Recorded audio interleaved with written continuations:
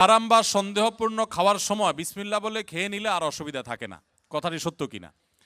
এটা হলো 2 নম্বর মুসলমান যারা, এরা সাধারণত কোনো কিছু হারাম কিন্তু ডাইরেক্ট হারাম খাইতেও আবার ইতস্তত বোধ হয়, এটাকে নিজের জন্য হালাল করার জন্য একটা বুদ্ধি বাইর করছে, এটা ভাই বিসমিল্লাহ বলে খেলে কোনো অসুবিধা নেই। অনেক ডায়াবেটিসের রোগী আছে, তার জন্য মিষ্টি খাওয়া নিষেধ, কিন্তু সে এটা খাওয়াকে হালাল করার জন্য এই মাসালা বাইর করে বলে আরে বিসমিল্লাহ বলে খেলে কিছু হয় না। তো এগুলো সবগুলো মন গড়া ফতোয়া এবং এগুলো মোটেও সঠিক কোনো কথা নয়।